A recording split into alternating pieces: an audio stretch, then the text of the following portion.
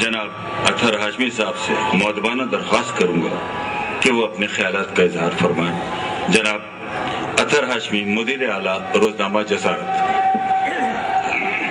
رہتے درمیان میں کہ بولنے کی مشق مجھ کو اصل میں ہے نہیں، پرانا شادی شدہ ہوں، بولنا بھول گیا ہوں، اب صرف سننے کی عادت رہ گئی ہے۔ مجھ جیسے کسی بندے کو مائک کے سامنے کھڑا کر دیا گیا تو اس نے کہا کہ صاحب ہو، جب میں گھر سے چلا تھا اور مجھے جو کچھ کہنا تھا وہ میں جانتا تھا یا میرا خدا جانتا تھا، مگر اب صرف خدا جانتا ہے۔ کچھ ایسا ہی حال ہمارا بھی ہے۔ مختصر بات یہ ہے کہ مجھے جو کچھ کہنا تھا وہ دوسرے کہہ گئے، تو میں تو ان پہ سواد ہی کروں گا کہ بھائی میں بھی ان سے متفق ہوں۔ تو سفر نامے کے بارے میں کیا کہا جائے، میں صرف ایک بات کہوں گا کہ بہت عرصہ ہوا جوانی میں کتاب ہم ایک نشست میں پڑھ لیا کرتے تھے، اس کے بعد ہم ایسے پیشے میں آ گئے کہ جس میں بیتوکی قسم کی چیزیں بہت سی مجبوراً پڑھنی پڑتی ہے۔ عرصہ ہوا کوئی کتاب ایک نشست میں ختم نہیں کی، لیکن یہ سفر نامہ ایسا تھا جو میں نے ایک ہی نشست میں پڑھ لیا۔ ہر باب پڑھ کر یہ سوچتا تھا کہ چلو ابھی بند کر دیتے ہیں، بعد میں پڑھیں گے، لیکن ایسی تجسس کے تحت کہ اگلے باب میں دیکھیں کیا ہوتا ہے، تو یہ میں نے ایک ہی نشست میں ختم کر دیا۔ یہ اس کی کامیابی کی دلیل ہے۔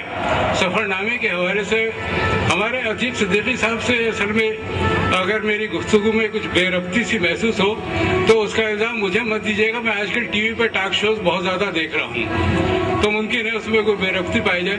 عتیق صدیقی سے میرا تعلق یا واقفیت کم از کم 34 برس کی ہے۔ میں اور یہ ایک زمانے میں جسارتی میں ہوا کرتے تھے، اور اسی وقت ان کو جو میں نے زبان پہ عبور دیکھا تو اس محاورے کا مطلب تو مجھے نہیں معلوم، لیکن اس محاورے کے مصداق تھے کہ ہونہار بنوا کے چکنے چکنے پاک۔ اب اس کا مطلب کیا ہے مجھے نہیں معلوم، ایمانداری کی بات ہے، یہ توصیف صاحب بتا دیں گے، استاد ہے، لیکن ایسا ہی کچھ لگا۔ ان کی زبان و بیان پہ گرفت اس وقت بھی زیادہ تھی۔ مجھے ایک واقعہ یاد آیا، ہمارے ایک سب ایڈیٹر صاحب تھے جو اتفاق سے کراچی یونیورسٹی میں شعبہ صحافت میں پڑھاتے بھی تھے، لیکچر بھی دیتے تھے۔ وہ بڑے اہتمام کے ساتھ قوی الحبشہ لکھا کرتے تھے۔ عتیق کو پتہ نہیں یاد ہے یا نہیں ہے، انہوں نے ایک دفعہ اعتراض کر دیا کہ بھائی یہ قوی الحبشہ صحیح نہیں ہے۔ وہ مصر تھے کہ نہیں یہی صحیح ہے، چنانچہ بات پہنچی سٹی ایڈیٹر تک۔ سٹی ایڈیٹر کا نام میں نہیں لوں گا۔ سٹی ایڈیٹر نے کہا اس میں کیا غلط کیا ہے، قوی الحبشہ ہی تو ہوتا ہے، اور بات ان کی صحیح ہے۔ ایک زمانے میں حبشہ کے لوگ بڑے قوی ہوا کرتے تھے، اس لحاظ سے بہت صحیح ہے، لیکن یہ اس وقت کی بات ہے کہ جب قحط نہیں پڑا تھا وہاں، اب بیچارے وہ لوگ بھی قوی نہیں رہے۔ جہاں تک سفر نامے کا تعلق ہے تو تقریباً آپ لوگوں نے سن لیا، 11 یا 12 صفحے رہ گئے، وہ کتاب خرید کے پڑھ لیجیے گا۔ تو مزید میرا خیال ہے کہ میں آپ لوگوں کا وقت ضائع نہ کروں۔ ویسے بھی انہوں نے وہ دن کا منتخب کیا ہے، ہمارے بھائی عتیق صدیقی نے، جو ٹوپی پہنانے کا دن ہے۔ بہت شکریہ۔ اطہر ہاشمی صاحب۔ توصیف احمد خان، صدر شعبہ ابلاغ عامہ جامعہ کراچی اور آج کے صدر مجلس سے درخواست کروں گا، معاف کیجیے گا، جامعہ اردو کے شعبہ ابلاغ عامہ کے صدر ہیں، میں ان سے درخواست کروں گا کہ اپنے خیالات کا اظہار فرمائیں۔ جناب توصیف احمد خان صاحب۔ میرے دوست موسیٰ کلیم صاحب، عتیق صدیقی صاحب، ہمارے بھائی، خواتین و حضرات، ممکن ہے میں جو کچھ کہوں اس سے آپ کو اتفاق نہ ہو، مگر فی الحال تو آپ اسے سن لیجئے گا۔ میں عتیق صاحب کو نہیں جانتا تھا، میرا ان سے تعارف 3 دن پہلے ہوا جب عتیق صاحب نے بتایا کہ ان کی کتاب کی تقریب ہے، اور میرے دوست اور ساتھی موسیٰ کلیم نے میرا نام تجویز کیا ہے کہ میں ان کی کتاب پہ تبصرہ کروں، اور انہوں نے اپنی کتاب بھی مجھے دی۔ میرے اپنے کچھ بیہودہ خیالات ہیں تو میں بہت پریشان تھا، اور مجھے یہ بتایا گیا، اور خود انہوں نے کہ انہوں نے یہ کالم کی شکل میں لکھے ہیں اور روزنامہ اسلام میں شائع ہوئے ہیں۔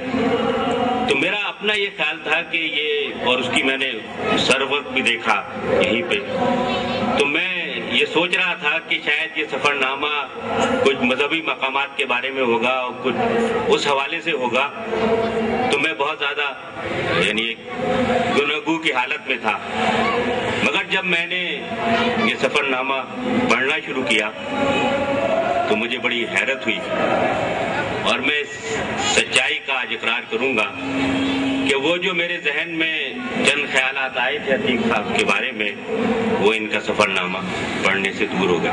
और मुझे खासी शर्मिंदगी हुई कि मैंने क्यों अपने जहन में ये सोच लिया कि ये कुछ वैसे ही होगा जैसा कि मैं सोच रहा था। सर का एहतजाज नजर आता है, और अगरचे कि वो सिख थे मगर अतीक सिद्दीकी साहब ने उसे ईमानदारी से पेश किया। उसके बाद दो और खवातीन का जिक्र है जो कपड़ों को स्मगल कर रही थी अपने एक बनावटी लिबास के जरिए, और उसका भी जिक्र है। इस तरीके से रेलवे का भी जिक्र है कि किस तरीके से वो गलत ट्रेन में बैठ गए और किस तरह उनकी वहां के जो वो था स्टाफ उसने मदद की, और कितना साफ सुथरा माहौल था उसको उन्होंने वैसे ही बयान किया। अतीक साहब जब भारत गए तो उससे पहले पाकिस्तान में पहले वज़ीर आज़म जुल्फ़िकार अली भुट्टो को फांसी दी गई थी, और जाहिर है ये जो फांसी का मामला था ये ज़ेरे बहस था पाकिस्तान में भी और भारत में भी। मुझे नहीं पता कि अतीक साहब के क्या ख्यालात होंगे, उसका तो इससे जिक्र नहीं मिलता, मगर कई जगहों पे इन्होंने इस बात का जिक्र किया है कि ट्रेन के अंदर भी जिसमें हिंदू भी थे सिख भी थे, उन्होंने इनसे इस बात पे बहस मुबाहिसा किया और अपने ख्यालात का इजहार किया। और उन्होंने जनरल जिया की फौजी आमलिया तो भुट्टो साहब की फांसी की मजम्मत का जिक्र किया, अतीक साहब ने अपने ख्यालात का इजहार किया और उन्होंने हमें बताया। यही सूरत हाल इनकी अपने अजीजों के साथ हुई, वहां पे भी उन लोगों ने अपने ख्यालात का इजहार किया। भारत एक जमहूरी मुल्क है मेरे ख्याल में, तो उन्होंने अपने जमहूरी निजाम के हवाले से बताया, और उन्होंने जो कुछ कहा होगा जाहिर है मेरा ख्याल है कि उन्होंने मजम्मत की होगी कि एक फौजी आमिर ने भुट्टो साहब को फांसी दी। अतीक साहब ने अपने ख्यालात पेश किए होंगे, मगर उन्होंने हमें उसी तरह पेश कर दिया जिस तरीके से लोगों ने कहा था, और ये उनकी सच्चाई और इस किताब की एक अजमत। मुझे इस बात पे हैरत है कि ये बार बार कहा जा रहा है कि इस किताब में खवातीन का जिक्र नहीं है। खवातीन का जिक्र है और बहुत भरपूर अंदाज में है। बहुत वाज़ेह तौर पे इन्होंने हमारी मुसलमान खवातीन का जो देहात में रहती हैं उनकी बहादुरी का जिक्र किया कि किस तरह वो देहात में रहने वाली हमारी खवातीन, जिसमें बूढ़ी खवातीन भी शामिल हैं, उन्होंने सांपों को मारा। मैंने आज तक किसी सांप को नहीं मारा, और मैं इस बात का यकीन नहीं कर सकता कि यहाँ सांप निकला है तो मैं मारूंगा। उससे इस बात का अंदाजा होता है कि भारतीय मुसलमान खवातीन में कितनी जुर्रत है। वो जब मूजी जानवरों को हलाक कर सकती हैं, तो ये मेरा ख्याल ये है कि अगर उन्हें मौका मिले और जो मिल भी रहा है तो तरक्की राह पे किस तरह आगे बढ़ सकती है। एक और सच्चाई का जिक्र किया है अतीक साहब ने, इनके खानदान में इनके एक अजीज ने एक हिंदू औरत से शादी कर ली, और वो जाहिर है उसी मकान में रहती थी जहाँ ये मिलने गए, और इन्होंने वो वहाँ उनके साथ होने वाले बुरे सलूक का जिक्र किया है जो पूरा खानदान उन खातून के साथ कर रहा था। अतीक साहब मिले भी, और अतीक साहब ने ये भी लिखा है कि नीचे खवातीन ने इनकी मजम्मत भी की, कान भी खींचे, मगर इन्होंने इसका जिक्र कर दिया। ये एक सवाल है कि कोई खानदान आपके खानदान कोई खातून किसी भी वजह से आपके खानदान में आ जाए, उसके साथ अगर नारवा सलूक हो तो वो क्या वाकई हमारी तहजीब के मुताबिक। इस किताब में उन्होंने उस सिंधी हिंदू का भी जिक्र किया है जो सिंध से हिजरत करके चला गया और लखनऊ में रह रहा है, और आज भी सिंध की मिट्टी की अजमत की याद दिला रहा है, और इस हवाले से अतीक साहब से वीआईपी जरूर कर रहा है। इससे कम से कम ये तो बात साबित होती है कि जो आदमी अपनी मिट्टी से जाता है उसे कभी नहीं भूलता। इसी किताब में उन खानदानों का भी जिक्र है जो तकसीम हो गए और उनके साथ क्या बीती। उस खानदान का भी जिक्र है जिसका एक भाई यहाँ आ गया और 65 की जंग के बाद लापता हो गया, और उनका भाई उनकी याद कर रहा है, उनके वालिद उसके गम में दुनिया से रुखसत हो गए। तो ये तकसीम होने वाले खानदानों की जो के साथ जो जाती है वो भी इसके अंदर हमें नजर आती है, और इससे अंदाजा होता है कि तकसीम के नतीजे में कितने गहरे असरात हुए। एक और चीज भी इसमें बड़ी खास बात है, हम वो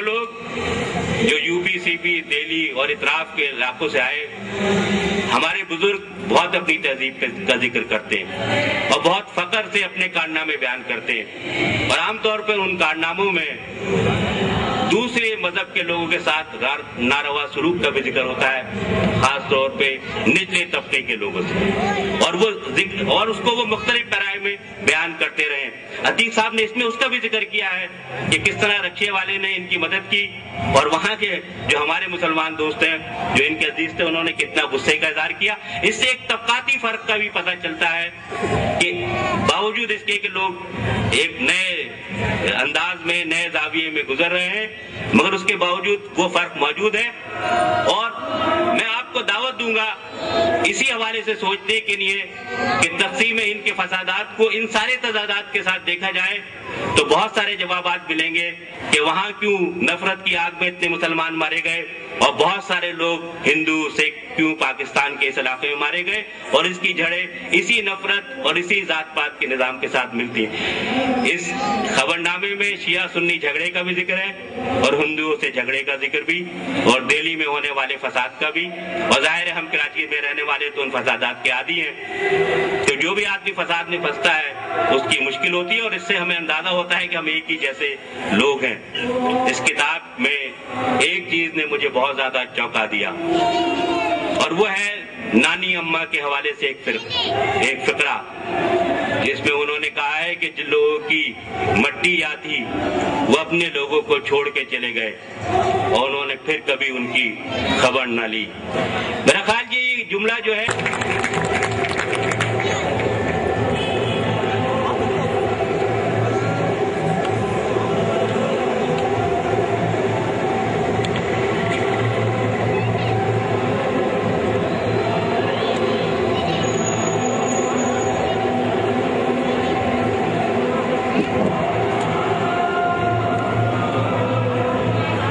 ख़वातीन हज़रात, मैं आप तमाम का बेहद मशकूर हूँ कि इस तमाम शोल व गुल के बावजूद बड़े सब्र व तहम्मुल से आपने इस तकरीब को कामयाब बनाया। और आखिर में मैं अतीक साहब से दरख्वास्त करूँगा कि वो बनफ्स नफीस आप तमाम हज़रात का शुक्रिया अदा करें।